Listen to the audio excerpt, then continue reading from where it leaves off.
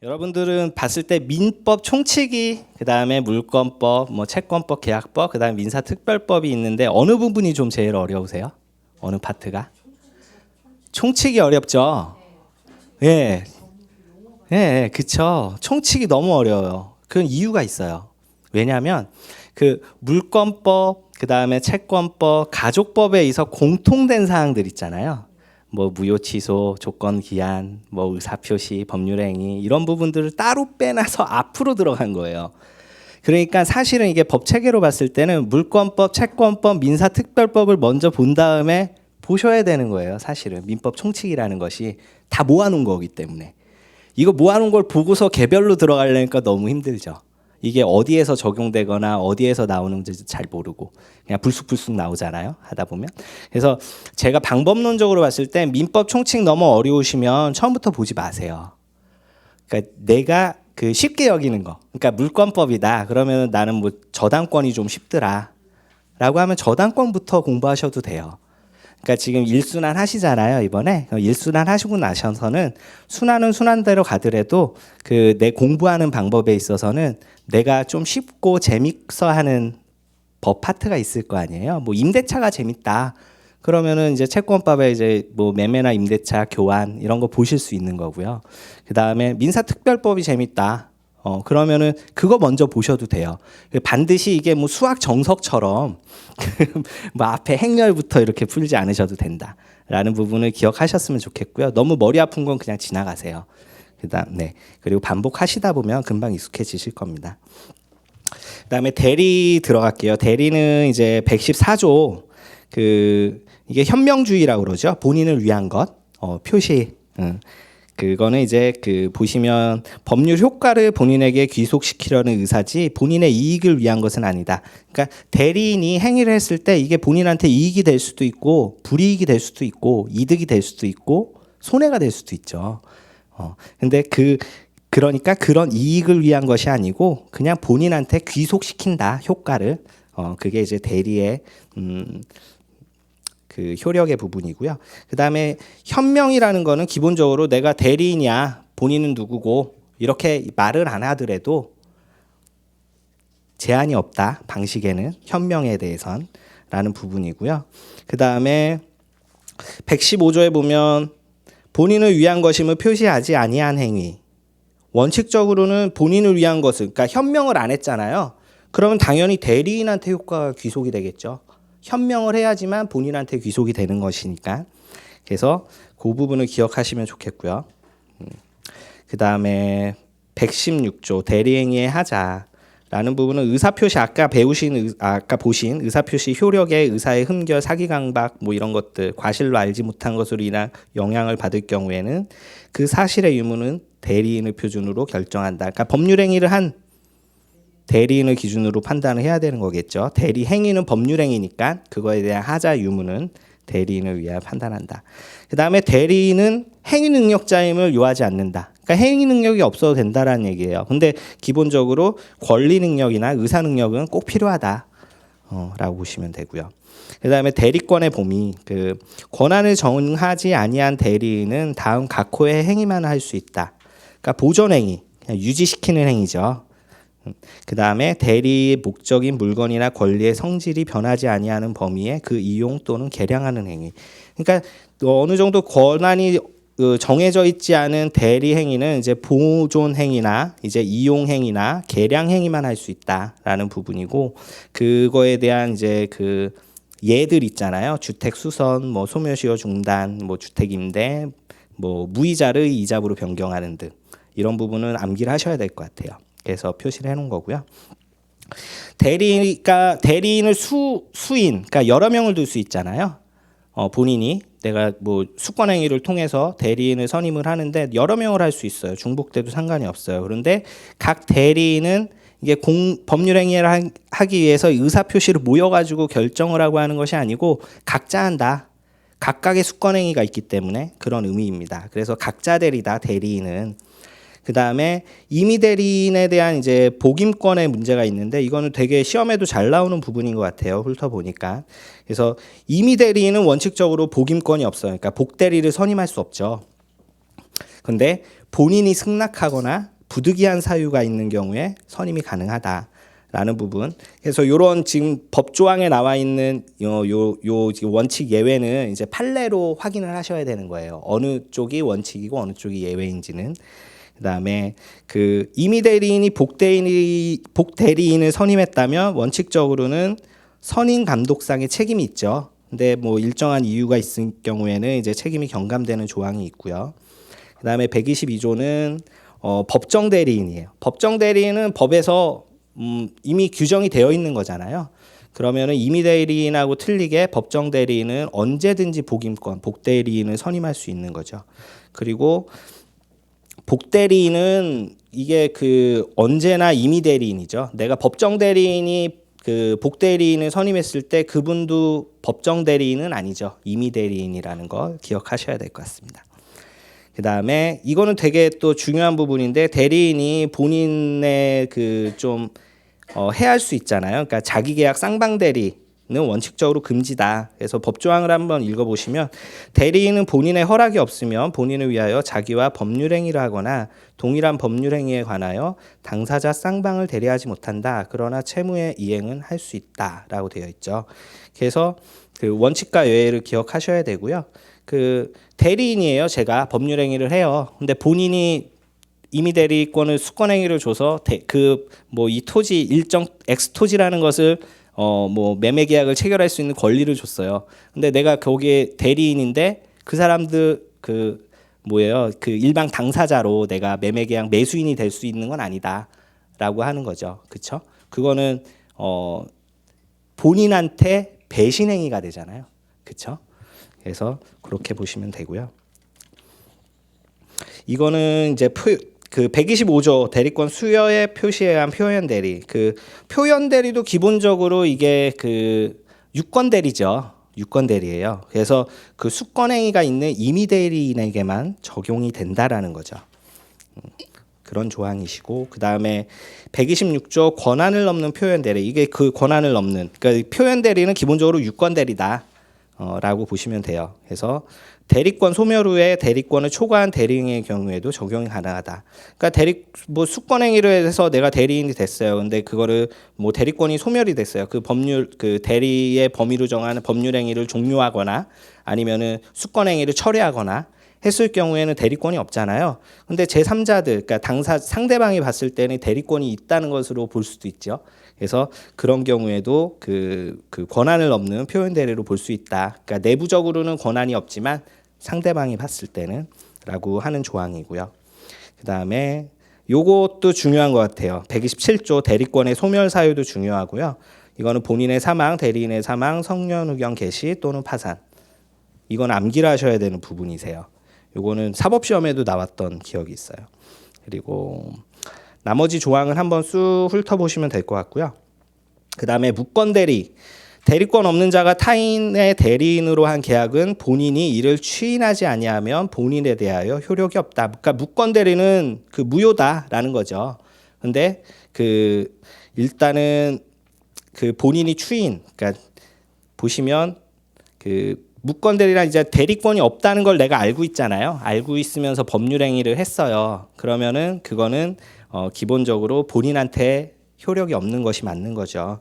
그래서 무권 대리 행위는 무효이지만 그 유동적 무효 상태로 본다라는 의미는 그 토지거래허가 같은 경우에 유동적 무효죠. 예, 유동적 무효죠. 그러니까 일단은 무효죠. 예. 근데 추인을 하는 경우에 그러니까 허가를 받는 경우에 유효죠. 그러니까 똑같은 거죠. 유동적 무효 상태다. 무권 대리 행위는 그걸 보시면 되고요. 그 다음에 상대방의 최고권. 그러니까 무권 대리인의 상대방에게는 최고권이 있죠. 최고 할 수 있죠. 그래서 그 최고권이 있다라고 뭘 본인에게만 최고하는 거. 무권 대리인한테는 최고권을 행사할 수 없고요. 본인에게만 최고할 수 있다라는 걸 중요한 부분인 것 같고요.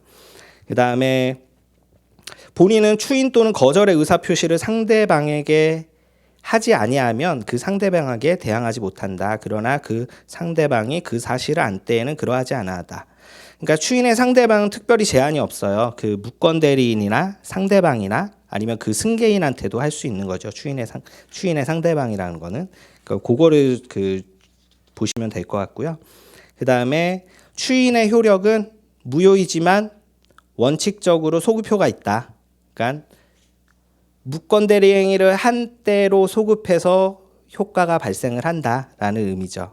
그래서 추인의 효력은 소급효가 있다라는 게 중요한 부분이고요.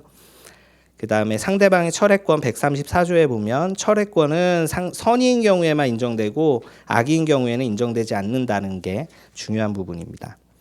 그리고 135조 이거는 선택채권이다. 아까도 뭐 선택채권이 나왔지만 상대방의 선택에 따라 계약을 이행을 하든 손해배상을 하든, 그러니까 아까 제가 민법의 대원칙 2개 말씀드렸죠. 원상회복을 하든 손해배상을 하든 그 내용입니다. 선택채권.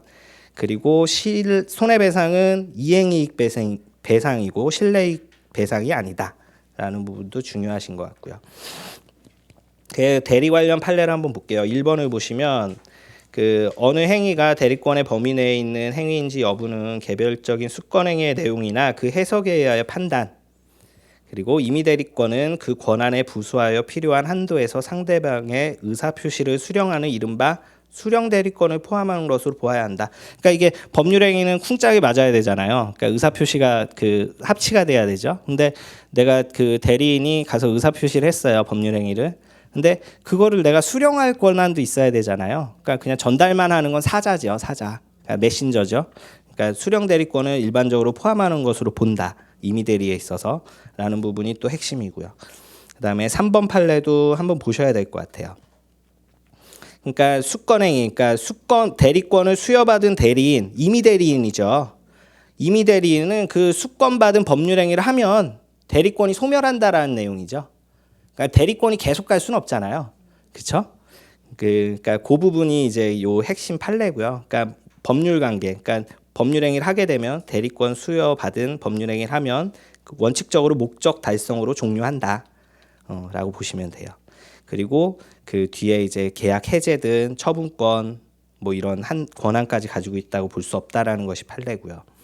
그 다음에 6번 판례를 보시면 대여금의 영수 권한만을 위임받은 대리인이 가서 돈 받아와 라고 해서 갔어요. 근데 가서 뭐 10,000원 받을 거였는데 5,000원만 줘 이럴 수 없다는 거죠. 이게 판례입니다. 그래서 채무 일부 면제를 위한 특별 수권이 필요하다. 임의대리인은 그렇게 보시면 되고요. 나머지 판례 쭉 보시고요. 그 다음에 12번, 13번을 이어서 볼게요. 무권대리행위의 추인은 무권대리인에 의하여 행하여진 불확정한 행위에 관하여 그 행위의 효과를 자기에게 직접 발생케 하는 것을 목적으로 하는 의사표시이다. 그러니까 추인이라는 의사표시는 이게 유효인지 무효인지 아직 불확정한 상태이잖아요. 유동적 무효라고 그랬죠. 그래서 그거를 확정시키는, 이게 무효냐 아니면 유효냐라는 확정시키는 의사표시라는 거고요. 이거는 무권대리인 또는 상대방의 동의나 승낙을 요구하지 않는 본인의 단독행위다. 추인은 단독행위다. 그러니까 단독행위니까 당연히 무권대리인이나 상대방의 동의나 이런 건 필요가 없겠죠. 그래서 13번에 보시면 무권대리행위의 추인에 특별한 방식이 없다. 그러니까 명시적으로 할 수도 있고 묵시적으로 할 수도 있고 이게 소송상으로 할 수도 있고 문자 메시지로 할 수도 있고 카톡으로 할 수도 있고 하는 거죠. 그렇죠? 특별한 방식이 없다. 그리고 무권대리인의 직접 상대방 아니면 무권대리인의 승계인에 대해서도 추인할 수 있다라는 내용의 판례입니다. 이 부분이 중요한 것 같고요. 그 다음에 17번 판례가 있습니다. 그러니까 표현대리는 기본적으로 수권행위가 있었기 때문에 유권대리죠. 그렇죠? 그래서 그 판례인데요. 유권대리가 성립됐다고 하여 무권대리의 성질이 유권대리로 전환되는 것은 아니다. 그러니까 내가 유권대리가 표현대리라고 하더라도 권한이 있잖아요. 일정 부분. 그렇기 때문에 무권대리로 바로 전환되진 않아요. 왜냐하면 무권대리는 수권행위도 없는 거잖아요. 그렇죠? 그래서 유권대리에 관한 주장 속에 무권대리에 속하는 표현대리 주장이 포함된 있다고 볼 수 없다. 그러니까 유권대리, 그러니까 내가 유효하다고 계속 주장을 하잖아요. 상대방이 유권대리라고 주장하는데 그거에 대해서는 표현대리에 대한 주장까지 포함되지는 않는다. 소송상으로 그런 내용이에요. 그런 부분은 그러니까 유권대리, 그 다음에 무권대리, 표현대리의 속성상 당연한 판례고요. 그 다음에 이제 무효와 취소로 넘어가 볼게요. 이게 무효와 취소의 구분은 좀 아시죠? 무효는 일단 효력이 처음부터 없는 거죠. 예. 취소는 취소하기 전까진 유효하죠. 그러니까 취소권자가 취소하기 전까지는 유효하죠. 그래서 무효는 이게 어느 누구나 무효를 주장할 수 있죠. 당사자 아니더라도. 그렇죠? 근데 취소 같은 경우엔 취소권자만 취소할 수 있는 거죠. 법적으로. 그다음에 주장 기간은 제한이 없어요. 무효는. 그러니까 언제까지 해야 된다는 게 없어요. 이건 무효는 계속 무효예요. 그렇죠? 근데 취소 같은 경우에 일정 기간이 경과하면 취소권이 소멸해요. 그래서 뭐 안날로부터 3년, 뭐 있은 날로부터 10년, 뭐 이런 식의 표현들. 그거 일정 기간이 경과한다는 의미는 이게 제척 기간이죠. 그렇죠? 제척 기간이고 소멸시효가 아니다라는 부분을 기억하셔야 될 것 같고요. 그래서 일단은 한번 법조항을 볼게요. 일부 무효를 보시면 137조 법률행위의 일부분이 무효인 때에는 그 전부를 무효로 한다. 그러니까 일부 무효는 전부 무효다. 이게 원칙이다. 근데 예외는 무효 부분이 없더라면 법률행위를 하였을 것이라고 인정될 때 나머지 부분은 무효가 되지 아니한다.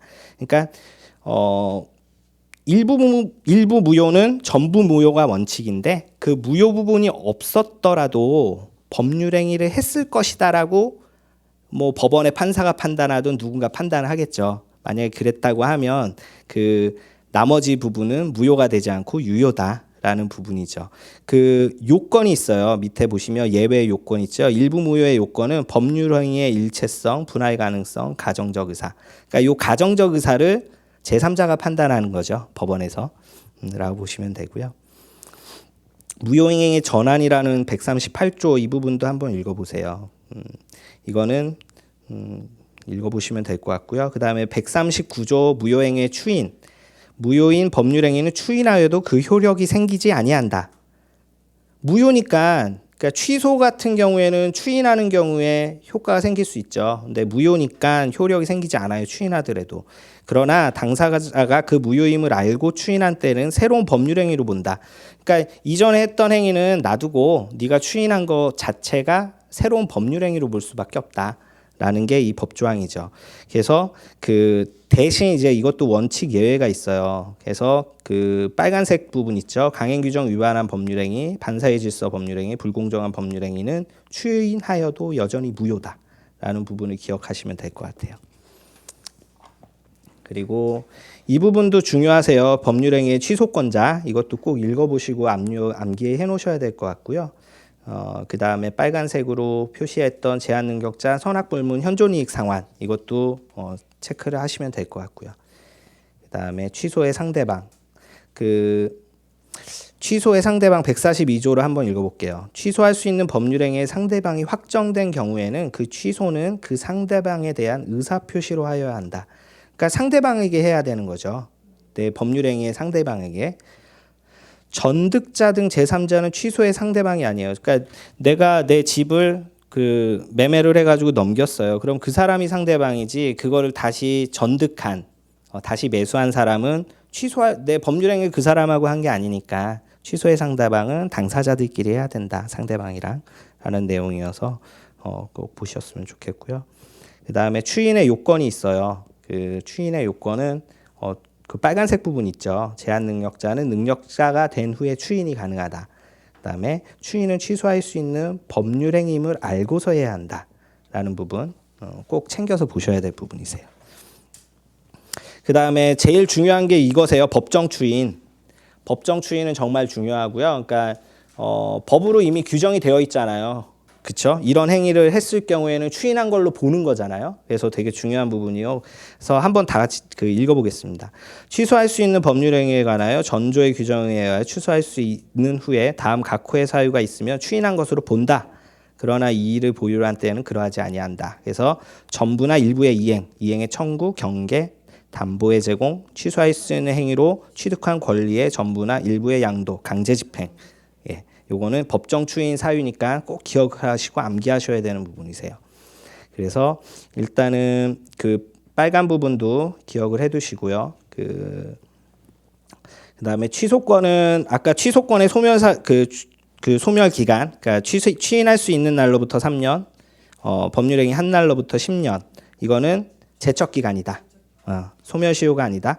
그 제척기간과 소멸시효의 차이점을 아시겠지만 소멸시효는 중단, 정지, 연장 가능하죠. 근데 제척기간은 끝나면 계속 그러니까 중단, 정지, 연장을 할 수 없는 게 제척기간이죠. 그러니까 임의대로 그 내용이고요.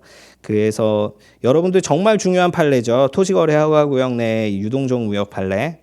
이거는 계속 누누이 한번 그 정독하시면서 보셔야 되는 판례 중에 하나예요. 이거는 민법에만 나오는 게 아니고 공법에도 나오잖아요. 그렇죠? 토지거래 허가 관련한. 그러니까 꼭 보셨으면 좋겠고요. 그다음에 7번 한번 보세요. 7번. 그거예요. 그 토지거래 허가를 받지 않아 유동적 무효인 상태인 매매계약에 있어서도 유동적 무효잖아요. 어쨌든 무효인데도 그 해제가 가능하다. 배액을 상환하고 일반 계약처럼. 그러니까 이게 계약금은 대부분 이제 그 일반적으로 해약금으로 보잖아요. 그렇죠? 그래서 배액 상환 해제 가능하다라는 부분을 판례 기억하셔야 되고요. 그다음에 11번, 12번 판례도 연속해서 보시면 좋아요. 그러니까 이게 그 뭐죠? 그 협력할 의무가 있잖아요. 대개 이게 당사자들은 서로 쌍방에 그 허가를 받기 위해서 그거에 관련한 판례인데 그 토지가 계약 당사자의 표시와 불일치한 의사 또는 사기 강박과 같은 하자가 있는 의사에 의하여 이루어진 경우에는 이들 사유에 의하여 그 거래의 무효 또는 취소를 주장할 수 있는 당사자는 그러한 거래 허가를 신청하기 전 단계에서 이러한 사유를 주장하여 거래 허가 신청 협력에 대한 거절 의사를 일방적으로 명백히 함으로써 그 계약을 확정적으로 무효화할 수 있다. 그리고 협력 의무를 면한다.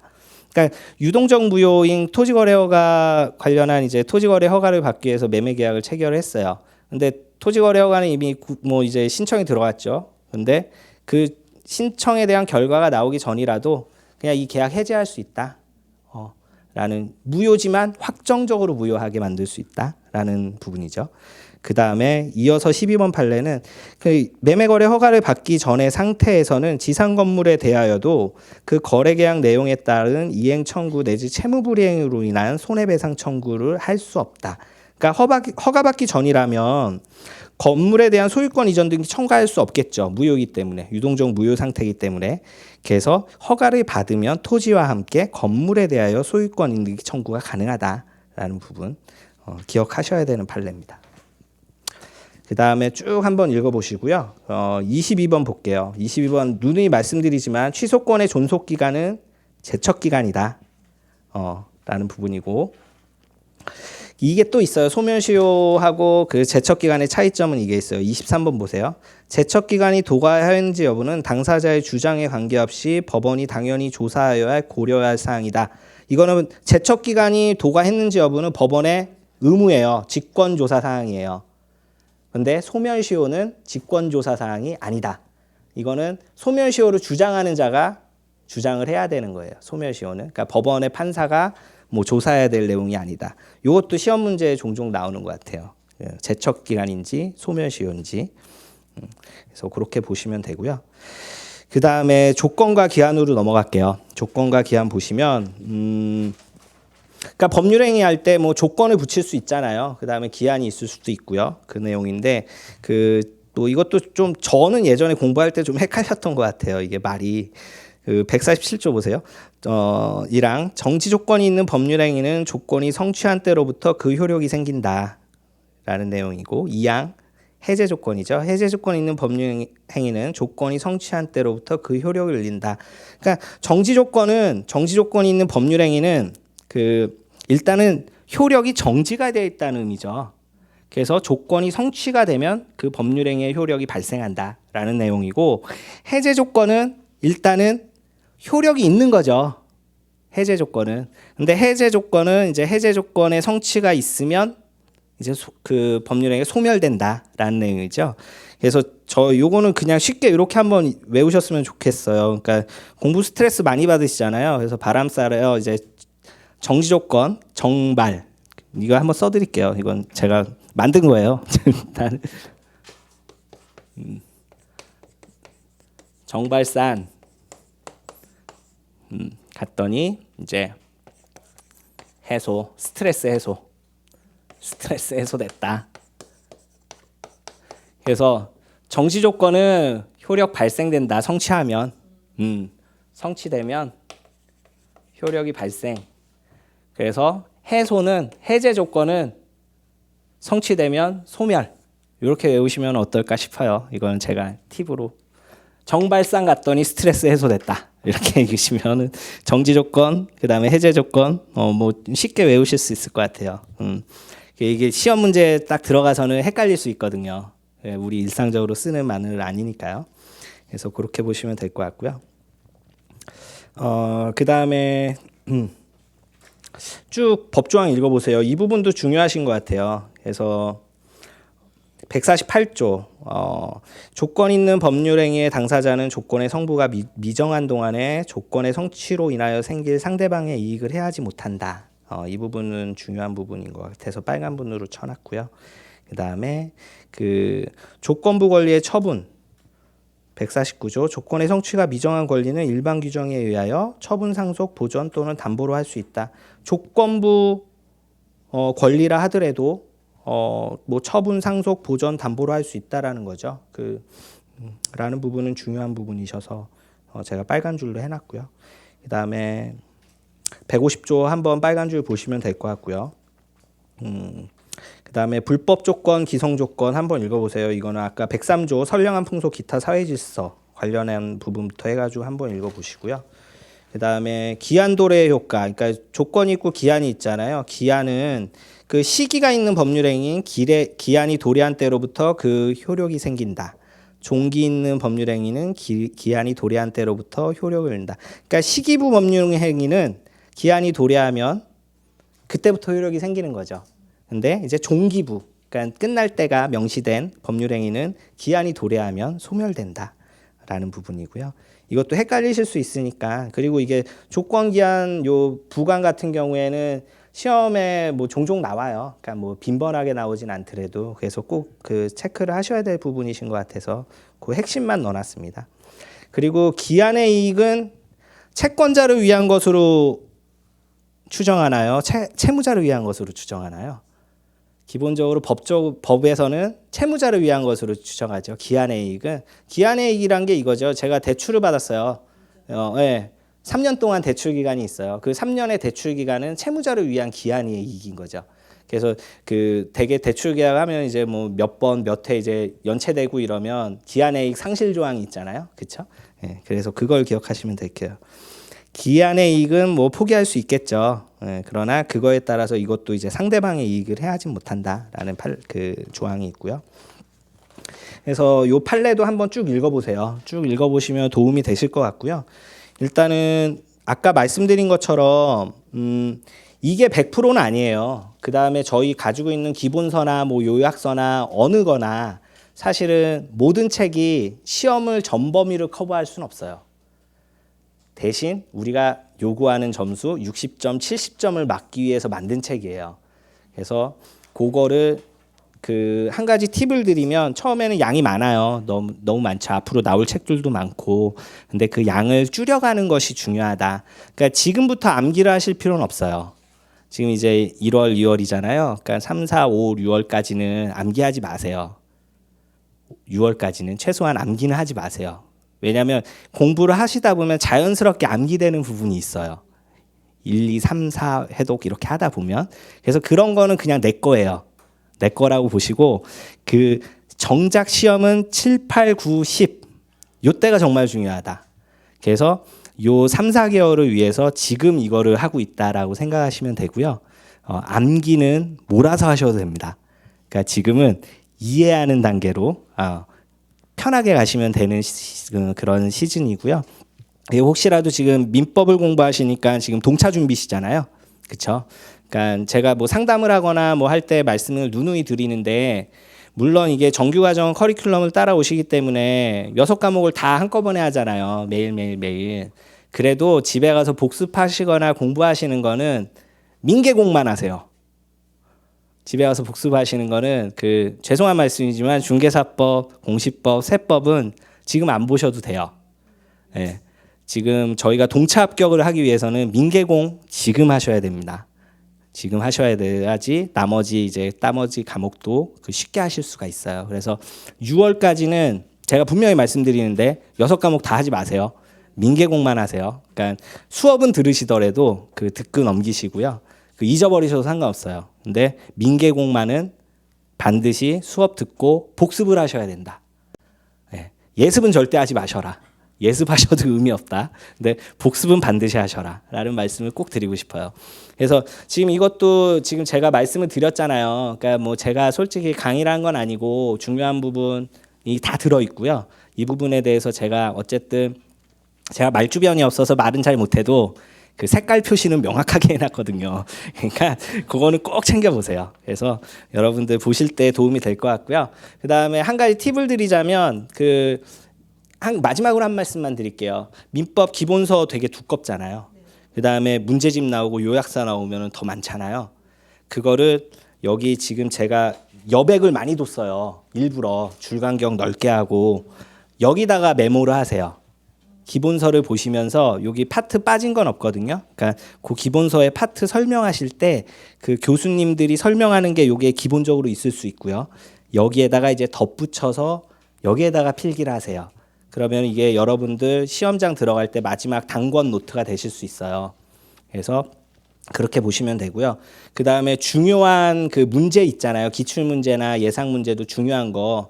그 책 그렇게 깨끗하게 보실 필요 없으세요. 오리셔도 돼요. 한번 이제 강의 들으시고 나서는 그 중요한 문제나 잊지 말아야 될 거 내가 틀렸던 거 맞춘 거는 상관없죠. 아는 거니까. 안다고 보는 거니까. 근데 틀린 것들 중요한 것들은 여기다가 오려 붙이세요. 오려 붙이시면 그게 도움이 되실 거예요. 그래서 그런 식으로 공부하시면 될 것 같고요. 일단은 오늘 너무 고생하셨습니다. 첫날이라 말 주변도 없는데 들어주셔서 감사하고 다음 주에는 물권법 할 텐데요. 저도 그 좀 더 뭐 말은 잘 못하더라도 자료라도 제대로 좀 더 만들어서 그래서 드릴 수 있도록 그렇게 할게요. 감사합니다. 네. 네.